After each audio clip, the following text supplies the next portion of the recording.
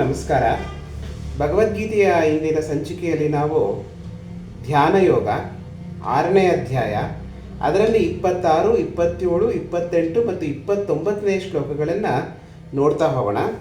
ಈ ಹಿಂದೆನೇ ಹೇಳಿದೆ, ಶ್ರೀಕೃಷ್ಣ ಈ ಯೋಗದಲ್ಲಿ ಈ ಒಂದು ಅಧ್ಯಾಯದಲ್ಲಿ ಹೇಳ್ತಾ ಇದ್ದಾನೆ ಹೇಗೆ ಧ್ಯಾನ ಮಾಡಬೇಕು, ನಾವು ಧ್ಯಾನ ಮಾಡೋರ ಮನಸ್ಥಿತಿ ಹೇಗಿರಬೇಕು, ಯಾವ ವಿಚಾರದ ಬಗ್ಗೆ ಧ್ಯಾನ ಮಾಡಬೇಕು, ಧ್ಯಾನಕ್ಕೆ ಕೂತ್ಕೋಬೇಕಾದ್ರೆ ನಮ್ಮ ಸ್ಥಿತಿ ಹೇಗಿರಬೇಕು, ಎಂತಹ ಜಾಗದಲ್ಲಿ ಕೂತ್ಕೋಬೇಕು, ಇದನ್ನೆಲ್ಲ ಶ್ರೀಕೃಷ್ಣ ಹೇಳ್ತಾ ಬರ್ತಾ ಇದ್ದಾನೆ.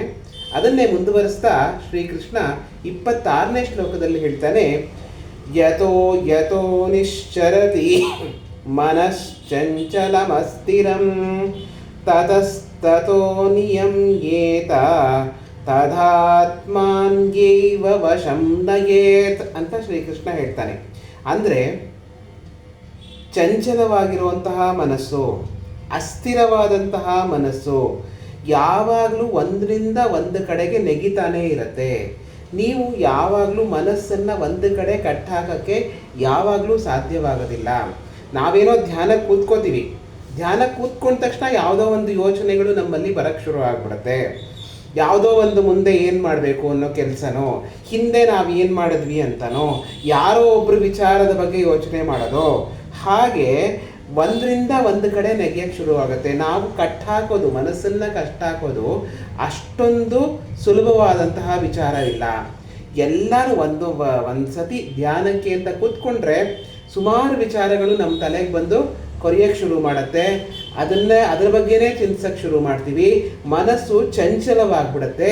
ಧ್ಯಾನ ನಮಗೆ ಅಷ್ಟು ಕೈ ಹತ್ತಲ್ವೇನೋ ಅಂತ ಅನ್ನಿಸ್ಬಿಡುತ್ತೆ. ನಾವೇನೋ ಮಾಡಿದ್ವಲ್ಲಪ್ಪ, ಸುಮ್ಮನೆ ಕೂತ್ಕೊಂಡಾಯ್ತು, ಬರೀ ಏನೇನೋ ಯೋಚನೆಗಳು ಬಂದ್ಬಿಡ್ತು, ನಾವು ಕೆಲಸ ಮಾಡ್ತಾ ಇದ್ದರೆ ಬರದೇ ಇರೋವಂಥ ಯೋಚನೆಗಳು ಇಲ್ಲಿಗೆ ಬಂದ್ಬಿಡ್ತು, ಹೀಗಾಗೋದ್ರೆ ಹೇಗೆ ಅನ್ನೋ ಒಂದು ಮಾನಸಿಕ ತೊಳಲಾಟಕ್ಕೆ ಶುರು ಆಗ್ಬಿಡುತ್ತೆ ಧ್ಯಾನ ಮಾಡ್ತಾ ಮಾಡ್ತಾ. ಆ ಥರ ಮಾಡಬೇಕಾದ್ರೆ ಅದು ಭಾರಿ ಕಷ್ಟದ ಕೆಲಸ ಅಂತ ಶ್ರೀಕೃಷ್ಣ ಇಲ್ಲಿ ಹೇಳ್ತಾನೆ. ಅದನ್ನು ನೀನು ಅಭ್ಯಾಸ ಮಾಡ್ತಾ ಇರಬೇಕು, ಅದನ್ನು ಕೈ ಬಿಡಬಾರ್ದು. ನೀನು ಅಭ್ಯಾಸ ಮಾಡಿ ಯಾವ ವಿಷಯವನ್ನು ನೀವು ಧ್ಯಾನ ಮಾಡಬೇಕು ಅಂದ್ಕೊಂಡಿರ್ತೀರೋ ಪದೇ ಪದೇ ಆ ವಿಚಾರಕ್ಕೆ ಎಳ್ಕೊಂಡು ಬರ್ತಾ ಇರಬೇಕು. ಅದೇ ವಿಚಾರಕ್ಕೆ ಪದೇ ಪದೇ ಮನಸ್ಸು ಹೋಗ್ತಾನೆ ಇರುತ್ತೆ ಬೇರೆ ಬೇರೆ ಕಡೆ. ನಾವು ಶ್ರೀಕೃಷ್ಣ ಹಿಂದೆನೇ ಹೇಳ್ದ, ನಾಸಿಕಾಗ್ರದಲ್ಲಿ ನಿನ್ನ ದೃಷ್ಟಿಯನ್ನು ಚಂಚಲ ಮಾಡಿ, ಉಸಿರಿನ ಮೇಲೆ ನೀನು ನಿನ್ನ ಮನಸ್ಸನ್ನು ಇಡು.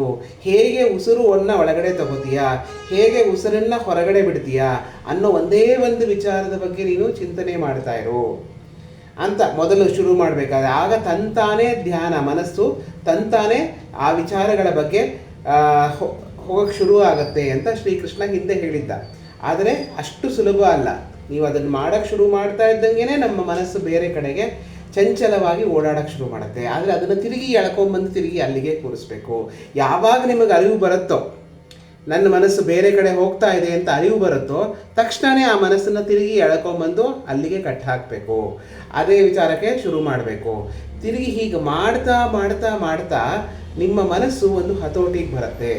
ಮಾಡೋಕ್ಕಾಗಲ್ಲ ಅಂತ ಬಿಟ್ಟರೆ ಹೊಟ್ಟೋಗುತ್ತೆ. ಆ ಒಂದು ಸುಖವನ್ನು ನೀವು ಅನುಭವಿಸೋಕ್ಕಾಗಲ್ಲ. ಒಂದು ನಿಮಿಷ ಒಂದು ಸೆಕೆಂಡ್ ಕೂತ್ಕೋತೀರಾ, ಉಸಿರಿನ ಬಗ್ಗೆ ನೀವು ಯೋಚನೆ ಮಾಡೋಕ್ಕೆ ಶುರು ಮಾಡ್ತೀರಾ. ಉಸಿರಿನ ಒಳಗೆ ತಗೊಳ್ಳೋದು, ಹೊರಗಡೆ ಬಿಡೋದು, ಮತ್ತು ನಿಮ್ಮ ಕಣ್ಣುಗಳನ್ನು, ದೃಷ್ಟಿಯನ್ನು ಮೂಗಿನ ತುದಿಯಲ್ಲಿ ನೆಟ್ಟು ಕೂತ್ಕೋತೀರಾ. ತಕ್ಷಣವೇ ಮನಸ್ಸು ಬೇರೆ ಕಡೆ ಚಂಚಲವಾಗತ್ತೆ. ಯಾರೋ ಮಾತಾಡ್ತಾರೆ, ಯಾವುದೋ ಒಂದು ಸದ್ದು ಬರುತ್ತೆ, ಅದ್ರ ಬಗ್ಗೆ ಹೋಗ್ಬಿಡುತ್ತೆ, ಚಂಚಲ ಹೋಗುತ್ತೆ.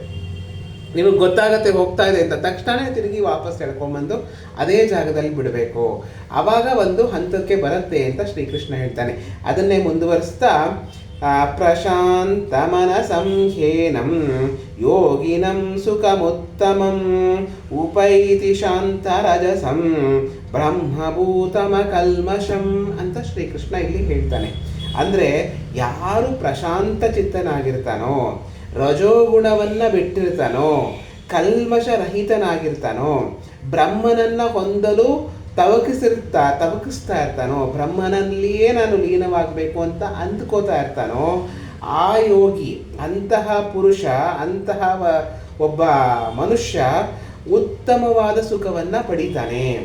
ಆ ಸುಖ ಒಂದು ಹೇಳಕ್ಕೆ ತೀರಲಾರದ್ದು. ನಾವೇನು ಈ ಕ್ಷಣಿಕ ಸುಖಕ್ಕೆ ಆಸೆ ಪಡ್ತೀವೋ ಅದಕ್ಕಿಂತ ಉತ್ತಮವಾದ ಒಂದು ಸುಖವನ್ನು ಹೊಂದುತ್ತಾನೆ ಅಂತ ಇಲ್ಲಿ ಹೇಳ್ತಾನೆ. ಅಂದರೆ ಒಂದು ಬ್ರಹ್ಮ ಭಾವವನ್ನು ಹೊಂದುತ್ತಾನೆ ಅಂತ ಶ್ರೀಕೃಷ್ಣ ಇಲ್ಲಿ ಹೇಳ್ತಾನೆ.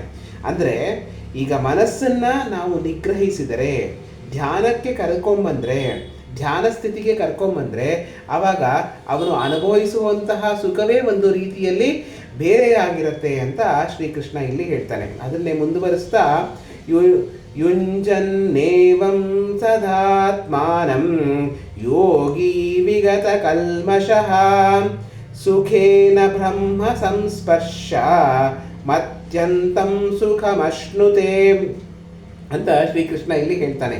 ಯಾವಾಗಲೂ ಈ ಆತ್ಮನನ್ನು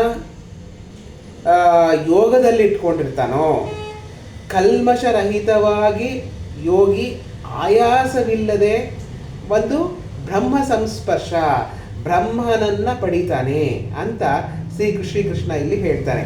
ಅಂದರೆ ಧ್ಯಾನದಲ್ಲಿರುವಾಗ ಯಾವಾಗಲೂ ಭಗವಂತನನ್ನು ಚಿಂತಿಸ್ತಾ ಇದ್ದು, ಭಗವಂತ ಅಂತ ನಾವಂತೀವಿ, ಭಗವಂತ ಅಂದರೆ ಒಂದು ಶಕ್ತಿಯನ್ನು ಚಿಂತಿಸ್ತಾ ಇದ್ದು, ಅದನ್ನೇ ಯಾವಾಗಲೂ ನೀವು ಯೋಚನೆ ಮಾಡ್ತಾಯಿದ್ರು. ನೀವು ಹೊರಗಡೆ ಬಂದಿದ್ರು, ಧ್ಯಾನದಲ್ಲಿ ಇಲ್ಲದೆ ಹೋದರು, ಲೌಕಿಕ ಪ್ರಪಂಚದಲ್ಲಿ ನೀವು ವ್ಯವಹರಿಸ್ತಾ ಇದ್ರು, ನಿಮ್ಮ ಇನ್ನೊಂದು ಮನಸ್ಸು ಧ್ಯಾನದ ಸ್ಥಿತಿಯಲ್ಲೇ ಇರುತ್ತೆ. ನೀವು ಆ ರೀತಿಯಲ್ಲಿ ಧ್ಯಾನವನ್ನು ಮಾಡಬೇಕು. ಹೊರ ಮನಸ್ಸು ನಿಮಗೆ ಲೌಕಿಕವಾಗಿ ವ್ಯವಹರಿಸ್ತಾ ಇದ್ರು, ಒಳ ಮನಸ್ಸು ನಿಮಗೆ ಧ್ಯಾನ ಸ್ಥಿತಿಯಲ್ಲೇ ಇರುತ್ತೆ. ಅದರದ ಒಂದು ಸ್ಪರ್ಶವೇ ಬೇರೆ ಅಂತ ಶ್ರೀಕೃಷ್ಣ ಹೇಳ್ತಾನೆ. ಇಲ್ಲಿ ಏನು ಅಂದರೆ, ಹಿಂದೆ ಒಂದು ಹೇಳ್ತಾ ಇದ್ದು ಸ್ಪರ್ಶಮಣಿ ಅಂತ. ಆ ಸ್ಪರ್ಶಮಣಿಯನ್ನು ಯಾವುದೇ ಒಂದು ಲೋಹ ಮುಟ್ಟಿದ್ರೂ ಕೂಡ ಅದು ಚಿನ್ನನೇ ಆಗ್ಬಿಡುತ್ತೆ, ಬಂಗಾರನೇ ಆಗ್ಬಿಡುತ್ತೆ ಅಂತ.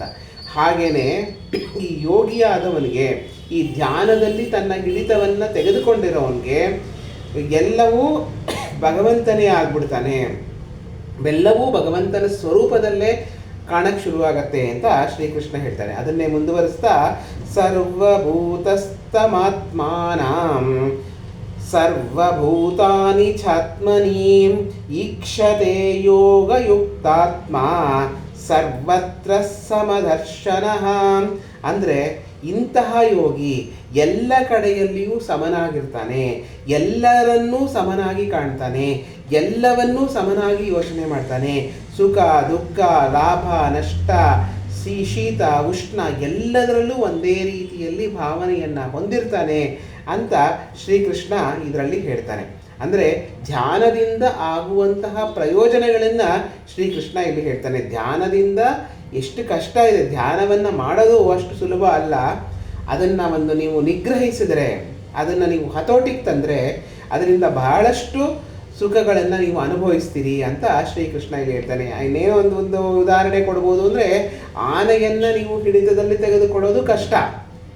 ಒಂದು ಸತಿ ನೀವು ಆನೆಯನ್ನು ನಿಗ್ರಹಿಸಿ ನಿಮ್ಮ ಒಂದು ಹತೋಟಿಯಲ್ಲಿ ಇಟ್ಕೊಂಡ್ರೆ ಅದರಿಂದ ಬಹಳಷ್ಟು ಕೆಲಸಗಳನ್ನು, ಉಪಯೋಗಗಳನ್ನು, ಪ್ರಯೋಜನಗಳನ್ನು ಪಡ್ಕೋಬೋದು ಅಂತ ಶ್ರೀಕೃಷ್ಣ ಇಲ್ಲಿ ಒಂದು ರೀತಿಯಲ್ಲಿ ಹೇಳ್ತಾನೆ. ಇವತ್ತಿನ ಇಲ್ಲಿಗೆ ಮುಗಿಸೋಣ. ಮುಂದಿನ ಸಂಚಿಕೆಯಲ್ಲಿ ಮುಂದಿನ ಕೆಲವು ಶ್ಲೋಕಗಳ ಬಗ್ಗೆ ವಿಚಾರ ಮಾಡ್ತಾ ಹೋಗೋಣ. ಎಲ್ಲರಿಗೂ ನಮಸ್ಕಾರ.